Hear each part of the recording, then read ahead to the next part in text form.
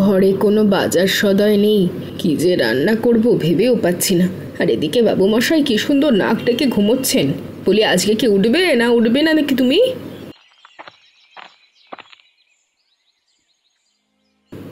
কি হয়েছে গিন্নি? এই সকাল সকাল যেভাবে চেঁচাচ্ছ মনে হচ্ছে বন্যা লেগে গেছে।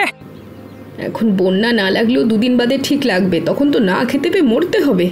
কত করে বলি, বৃষ্টি শুরু হলে আমাদের নিচু জায়গায় জল জমে আর বসবাসের উপযোগী থাকে না। তা আমরা এখানে যে কয় ঘর থাকি তারা সবাই যে গরিব মানুষ, আমাদের পক্ষে উঁচু জায়গায় জমি কিনে ঘর করা সম্ভব নয়। ঘর না হয় নাই করলে বর্ষার জন্য আগাম প্রস্তুতি তো নিতে পারো। কোনো বাজার সদাই নেই, আবার ঘরে কিছু শুকনা খাবার এখন থেকে জমা রাখলে বৃষ্টির বাদলার দিনে কাজে লাগবে। তুমি চিন্তা করো না গিন্নি, আর দুদিন কাজ হলে আমি সব রকম জিনিসপত্র কিনে নিয়ে আসবো। তোমার জিনিসপত্র কিনে আনতে আনতে বর্ষার জল আমাদের ঘর ডুবিয়ে দেবে। সেই জন্য বিকল্প ব্যবস্থা ভেবে রেখেছি আমি। কি ব্যবস্থা ভেবেছো শুনি? আমাদের সবার পেশা তো নৌকা চালানো। বর্ষার জল যদি বেশি মাত্রায় বেড়ে যায় তখন তো আর এই ঘরে থাকা সম্ভব হবে না, তখন না হয় আমরা আমাদের নৌকায় সংসার করব। আহা, মিনিষের শখ দেখলে আর বাঁচি না। এদিকে আমি চিন্তায় মরছি আর তিনি আছেন রসিকতা নিয়ে। রান্নাঘরে ভাত রাখা আছে, খেয়ে নাও, গিয়ে যাও। বেশি কথা বলে মাথা খারাপ করো না।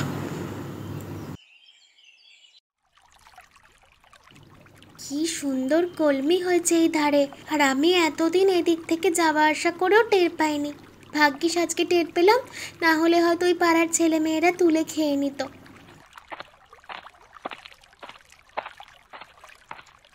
কে কে ওখানে শাক তোলে রে? আমি গো কাকিমা, আমি ননি। ওরে হতভাগী, তা এইখানে বিল পাড়ে কি করছিস তুই একা? এখানে কি সুন্দর কলমি শাক হয়েছে দেখো কাকিমা, তাই আমি কটা তুলে নিচ্ছি। বাড়ি নিয়ে গেলে মা খুব খুশি হবে। তোদের যে গায়ের এক প্রান্তে থাকতে দিয়েছে সবাই, এটাই তো অনেক। তার উপর এদিক সেদিক হাত দিয়ে অসুচি করছিস। যেখানে যা দেখিস তাতেই হাত দেওয়া লাগে, নারী ছুরি।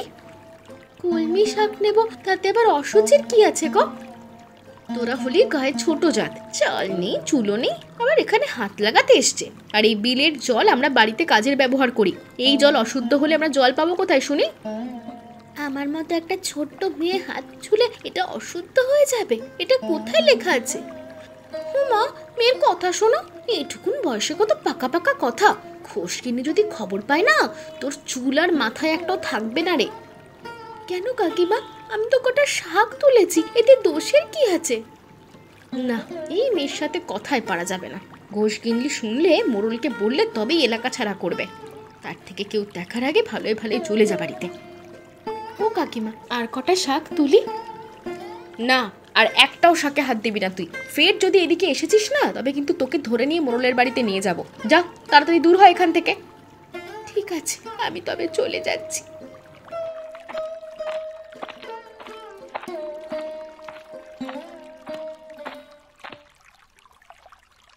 যাক, আপদ বিদয় হয়েছে। এইটুকু দোষী মেয়ের কি কথা। যাক বাবা, গিয়েছে। এবার আমি শাকগুলো তুলে নিয়ে যাই। কি সুন্দর শাক হয়েছে এখানে, এখন থেকে এই শাক তুলে নিয়ে যাব।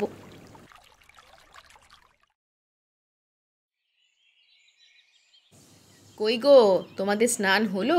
আমি যে কখন থেকে ভাত নিয়ে বসে আছি।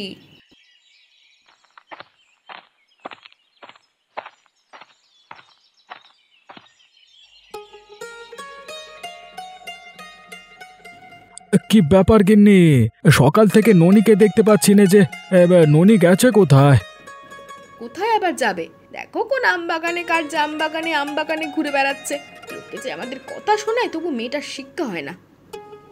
আমরা গরিব মানুষ, আমরা 3টে পরিবার নিচু জায়গায় বসবাস করি, তাই বলে যে মানুষ আমাদের যাচ্ছে তাই বলে অপমান করবে, সেটা তো ভালো দেখায় না। রাঙা বউ তো আমাদের নামই শুনতে পারে না, আর ঘোষকিন্নি তো পারলে আমাদেরকে আজই গ্রাম থেকে তাড়িয়ে দেয়। ওদের জ্বালায় মেয়েটা আমার একটু বাড়ির গণ্ডি পেরিয়েও যেতে পারে না। গরিব হয়েছি বলে যে জাতপাত নিয়ে কথা শোনাবে, এটা তো ভারী অন্যায়। আমরা নৌকা চালিয়ে জীবিকা নির্বাহ করি। বাপ দাদারা যে পেশায় জড়িত ছিল, আমরাও তো পৈতৃক সূত্রে সেটাই করব নাকি? সেটা না হয় আমি বুঝি, কিন্তু গায়ের বাকি লোকরা কি বোঝে? আমরা নিচু জাত বলে তো অবজ্ঞা করে। দুনিয়াতে মানব ধর্ম হচ্ছে বড় ধর্ম। মরে গেলে সবার শরীর পচে গলে উধাও হয়ে যাবে। এত অহংকার করে কি লাভ? তার থেকে মানুষের সেবায় জীবন উৎসর্গ করে দিলে জীবনের আসল মর্ম বোঝা যায়। তুমি এখন তোমার ধর্মশালা বন্ধ করে খেয়ে কাজে যাও। দুদিন বাদে বর্ষা এলে বিলের সাথে সাথে আমাদের বাড়ি ঘরেও জল জমবে। এখন থেকে গুছিয়ে না রাখলে না খেতে পেয়ে মরবো। হ্যাঁ, খেয়েই আমি নৌকা নিয়ে বের হব।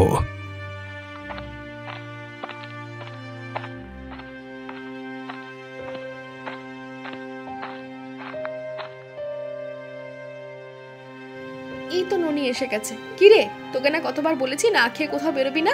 আমার কথা কি কানে যায় না?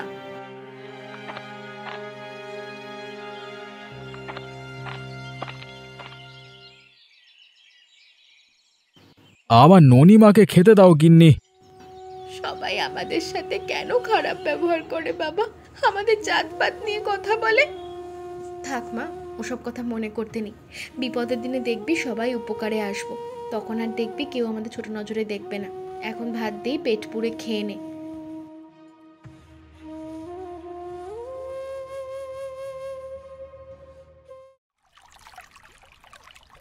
আজকে কি হলো সবার?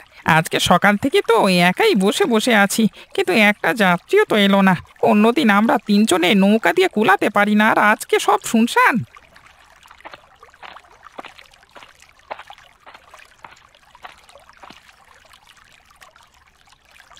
ও বাজি, ওপারে না মানে হাটের ঘাটে যাবে নাকি? হ্যাঁ যাবো, ওপারে যাওয়াই তো আমাদের কাজ। তা তুমি কে বাবা? এই তোমাকে তো এই গায়ে আগে কখনো দেখিনি। আমি হলাম গিয়ে এই গ্রামের ঘোষবাবু শ্যালক। এই গ্রামে নতুন বেড়াতে এসেছি, তাই ভাবলাম হাট থেকে একটু ঘুরে আসি। তা বেশ করেছো। এখন নৌকায় উঠে পড়ো দেখি। আর দু একজন যাত্রী হলেই নৌকায় পাল ওড়াবো, বুঝলে? আমি অন্য কারোর সাথে যেতে পারবো না ভাই। আমি এই গ্রামের একজন গণ্যমান্য ব্যক্তির আত্মীয়। আর আমাকে কিনা সবার সাথে ভাগাভাগি করে যেতে হবে? বাবা, এটাই তো নিয়ম বাবা। তোমাকে একা নিয়ে ওপারে গেলে যে আমার শ্রমের দাম পোষাবে না। ও এইবার বুঝেছি। ছোট লোক মানুষের ভদ্র মানুষ দেখলে টাকা খসাতে ইচ্ছে করে, তাই না? আমি একা যাব মানে একাই যাব, না হলে জামাইবাবুকে বলে তোমাদের এই ঘাটে নৌকা চালানো বন্ধ করে দেব। আমরা গরিব মানুষ, আমাদের পেটে লাথি মেরে আদেও তোমার শান্তি হবে কি? আমি যেটা বলছি সেটাই হবে। অত মানুষের সাথে এক নৌকায় করে আমি নদী পার হতে পারবো না, ঠিক আছে? তবে আমাকে ভাড়া পুষিয়ে দিতে হবে, না হলে আমি তোমাকে একা নিয়ে যেতে পারবো না বাবা। আমি 1 টাকাও বেশি ভাড়া দিতে পারবো না। আমাকে না নিলে গ্রামে পঞ্চায়েত থেকে না তোমাদের 3 পরিবারকে আমি গ্রাম ছাড়া করব বলে দিলাম। বেশ বেশ বেশ বেশ, চলো চলো চলো বাবা চলো। তোমাদের সাথে ঝগড়া ঝঞ্ঝাট নিয়ে আমি চাই না ঝগড়া ঝঞ্ঝাট। দেখেছ তোমাদের মতো ছোট লোকদেরকে কি করে শায়েস্তা করতে হয় তা আমার ভালো মতো জানা আছে। এখন চলো, আমায় ওপারে হাটে নিয়ে চলো।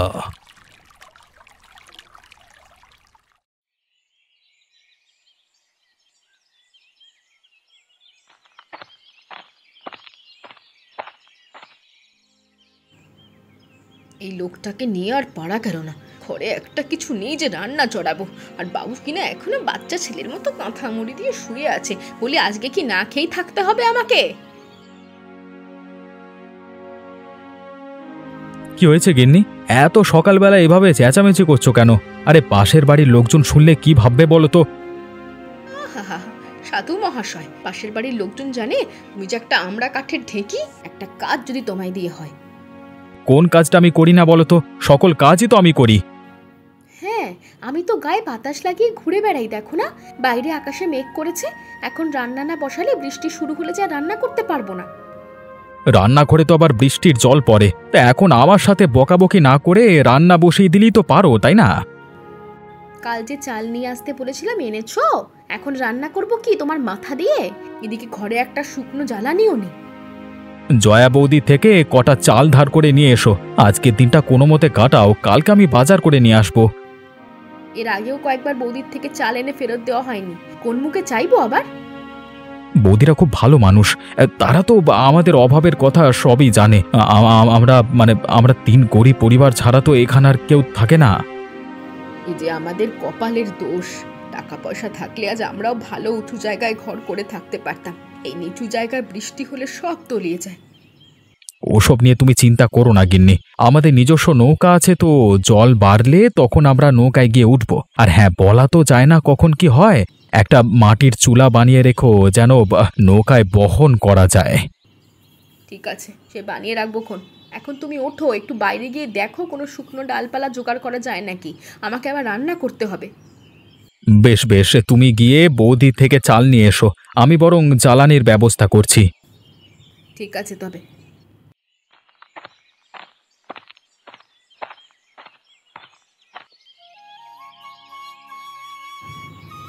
ও ননি, এবার স্নান করে নে রে মা, আকাশে তো মেঘ করেছে, বৃষ্টি শুরু হলে স্নান করতে পারবি না। বৃষ্টি এলে বৃষ্টিতে ভিজবো, অনেক দিন ভিজিনি। ওরে মুখ পুরি, এই বৃষ্টিতে ভিজলে যে জ্বর বাঁধাবে, তখন আবার তোকে নিয়ে বৈদ্য বাড়ি ছুটতে হবে। সেবার জ্বরে কি ভোগান্তিটাই নেই ভোগালি আমাদের। মা, ও মা, আকাশে তো খুব মেঘ করেছে, বাইরে রোদে দেওয়া কাপড়গুলো কি ঘরে তুলে ফেলবো?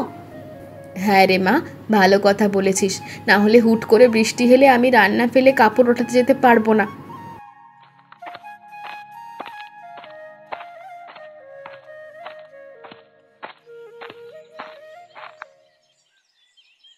রান্না ফেলে আবার কোথায় যাবে দিদি? আর বলিস না মালা, আকাশে যা মেঘ করেছে, ঝুপ করে বৃষ্টি নামবে, তাই ননিকে বললাম সব জামা কাপড় তুলে আনতে। ও, আমি ভাবলাম এমন কি কাজ পড়লো রান্না ফেলে তুমি উঠতে যাবে। তুমি তো দেখছি মাটির চুলা বানিয়ে ফেলেছো। কি আর করব বল, যে কোনো সময় বর্ষার জল বাড়িঘর ছাপিয়ে যাবে, তখন তো এই নৌকাই আমাদের ভরসা। তাই আগে থেকে চুলা বানিয়ে রান্না করছি, চুলাটা ভেতর থেকে যাতে শুকিয়ে যায়। খুব ভালো করেছো দিদি, আমি বিকেলে রমা কাকিমার কাছে গিয়ে একটা মাটির চুলা বানিয়ে আনবো। বলো তো, আর কখন কি হয় বলা যায়? তুই রান্না করিসনি আজকে? না গো দিদি, তুমি তো জানি মানুষটা কেমন অকম্মের ঠেকি, ওকে দিয়ে আমার আর সংসার চলে না। কাল কতবার বললাম চাল নিয়ে আসতে। ও, ঘরে চাল নেই বুঝি? না দিদি, কাল কটা পুঁই শাকের ডাঁটা এনেছিলাম গয়া পিসির কাছ থেকে, আজকে ওই রান্না করব। ঘরে একটা দানা নেই যে সেদ্ধ করব। আমার থেকে নিয়ে গিয়ে রান্না কর, ঠাকুরপো আবার যখন আনবে তখন আমায় দিয়ে দিস।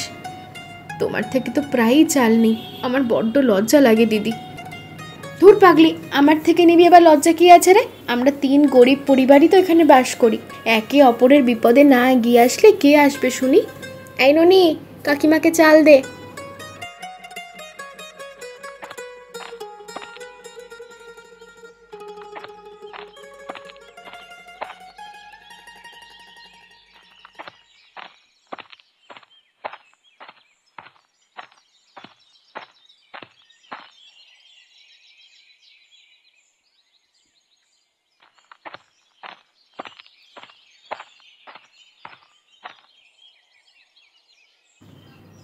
কি গো রামাদি, তোমার কর্তা তো আমাদের ঘোষবাবুর শ্যালকের সাথে খারাপ ব্যবহার করেছে শুনলাম।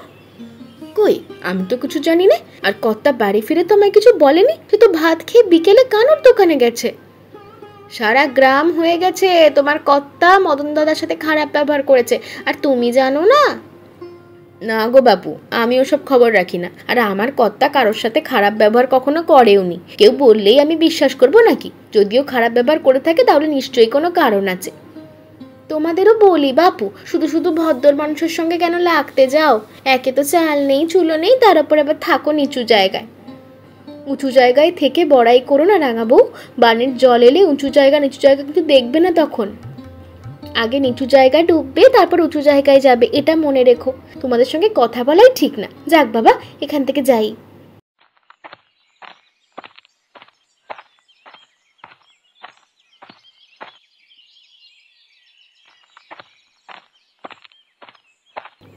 রমা কাকিমা, ও রমা কাকিমা, বাড়িতে আছো? আরে মালা যে, আয় আয়।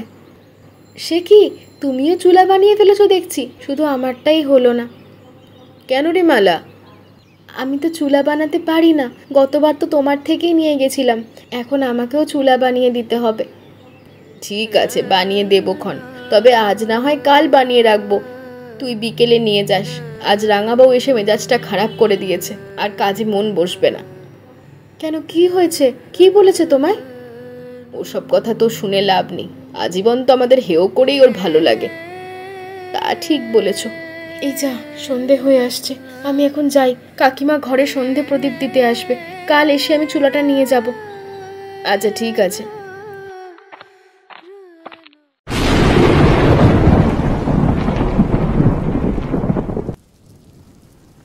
মা, ও মা, নদীতে তো জল থই থই করছে। সকালে দেখে এলাম, বিলের জলও কানায় কানায় পূর্ণ হয়ে আছে। এসব নিয়েই তো চিন্তা হচ্ছে রে। আমাদের যে ছনের বেড়ার ঘর, জল উঠতে শুরু করলে যে সব কিছু থাকবে না। জল তো আমাদের ঘরের পেছন অবধি চলেই এসেছে। এখন যা বৃষ্টি হচ্ছে, একটু বাদে তো মনে হচ্ছে ঘরেই চলে আসবে। ঘরে গিয়ে টুকিটাকি শুকনো খাবারগুলো গুছিয়ে রাখ, আর কিছু জামা কাপড় আলাদা করে রেখে দে তো মা। বাবা তো বলেছিল নৌকা নিয়ে আসবে, তা নৌকা আনতে গেল না এখনো। তোর বাবার ঘরের ভেতরে চাল গুছোচ্ছে, আর নৌকায় কি কি আনা যায় তাই দেখছে।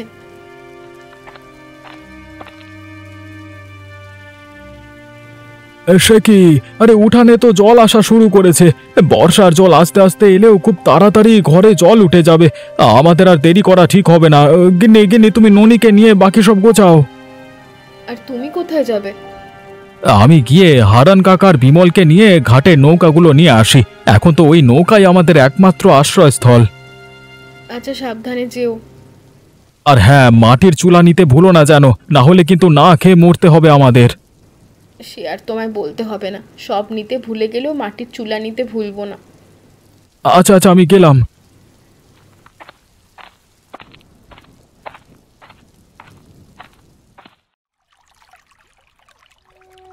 কোথায় বেড়াতে এলাম গো? একটু বর্ষার জলে সব বাড়িঘর তলিয়ে গেছে, দুদিন ধরে না খেয়ে আছি। এভাবে যা থাকা যায় না। কি আর করবে মদন দাদা, দিদির বাড়িতে বেড়াতে এসে যে এমন বিপদে পড়বে তা কি আর জানতে। তবে প্রতিবার বর্ষার জলে ওই তিন মাঝির বাড়িঘর ডুবে যায়। আমাদের এখন এখানে কিছু করার নেই। তাহলে এবারে কেন হলো বৌদি? সেটাই তো ভাবছি। ওই তো তিনটে নৌকা আসছে, ওদের কাছে সাহায্য চেয়ে দেখি। ও মাঝি ভাই, আমরা এখানে আটকা পড়ে গেছি ভাই, আমাদেরকে সাহায্য করো তোমরা। কি মদন তুমি? তোমাকে কি করে সাহায্য করি বলো তো? আমি সামান্য এক মাছি, আমার কি সেই দুঃসাহস আছে? তখন যাই বলেছি তার জন্য আমি লজ্জিত, আর দুদিন ধরে কিছু খাইনি আমি। নৌকা চালার কাছে এগিয়ে নাও, ওদের কিছু শুকনো খাবার দি।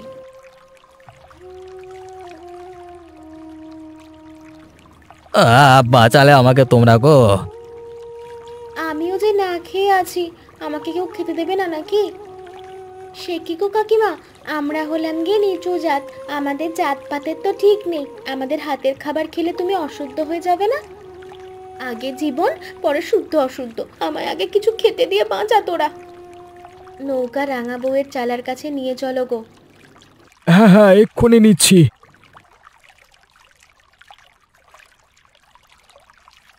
ও মা, তোমাদের নৌকাতে মাটির চুলাও আছে? সবই আছে। আমাদের 3 নৌকায় 3 মাটির চুলা আছে, কিন্তু চাল নেই তেমন যে রান্না করে সবাইকে খাওয়াবো। আমার চালায় 2 বস্তা চাল ডাল উঠিয়ে রেখেছি আমি। আমার এখান থেকে চাল ডাল নিয়ে তোমরা রান্না করো, তাহলে দুটো ভাতের মুখ দেখব। বেশ তো, ভালোই হবে। নৌকা এখানে রেখি, তবে রান্নাবান্নার কাজ শুরু করে দিচ্ছ আদি? হ্যাঁ তাই করিছ, তাহলে গ্রামের লোক খেতে পারবে। সব জোগাড় যন্ত্র করে রান্না শুরু করে দিচ্ছ।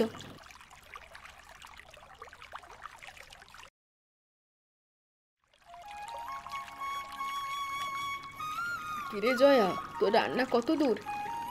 এই তো কাকিমা, আমার রান্না শেষের পথে। ভাগ্যিস ননিবালা বেশি করে কলমি শাক তুলে রেখেছিল, তাই দিয়েই শাক ভাজি আর ভাত রান্না করলাম। আমি তো বেশি করে আলু নিয়ে এসেছিলাম, তাই আলু ভর্তা আর ভাত করেছি। তুমি রান্না করেছো কাকিমা? আমি ভাত আর ডাল করেছি। আমরা 3 গরিব পরিবার গ্রামের সবাইকে খেতে দিতে পারবো, এই আমাদের ভাগ্য। কই গো, তোমাদের রান্না হলো? হ্যাঁ দাদা, আমাদের রান্না শেষ। তাহলে খাবার দাও, আমরা গিয়ে সবাইকে দিয়ে আসি। নৌকাগুলো সবার চালার কাছে নিয়ে চল, একে একে সবাইকে খেতে দিয়ে আসি।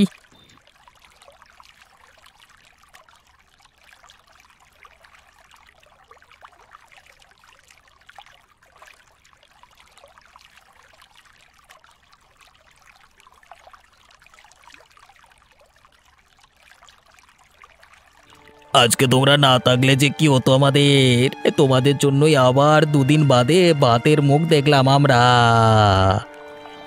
মানুষকে কখনো ছোট নজরে দেখতে নেই, কখন কে বিপদে পড়ে কেউ বলতে পারে না। আমার ভুল হয়ে গেছে, আমাকে ক্ষমা করো তোমরা। আমার ভুল হয়ে গেছে, আমি না বুঝে তোমাদের অনেক কথা শুনেছি, ননিকেও বকা দিয়েছি, আমাকে ক্ষমা করে দাও। তুমি যে নিজের ভুল বুঝতে পেরেছো এটাই অনেক। অনেক সময় ফেলনা জিনিসও আমাদের অনেক কাজে লাগে। কারোর সাথে কখনো খারাপ ব্যবহার করতে নেই, আমরা সবাই মানুষ, এটাই আমাদের পরিচয়। তাহলে কি এখন থেকে আমরা সবখানে খেলা করতে পারবো? হ্যাঁ রে মা, পারবি। আমি মোড়ল কাকাকে বলে তোদের এই গ্রামেই বাড়ির ব্যবস্থা করে দেব। আমিও আমিও জামাইবাবুকে বলে দেব যেন মোড়ল কাকাকে এই ব্যাপারে সবাই মিলে বলে। যাক, এতদিনে তাহলে এই বর্ষার নৌকায় আমাদের 3 গরিবের চুলা কাজে লাগলো। আর সেই সাথে আমাদের ভাগ্য পাল্টালো।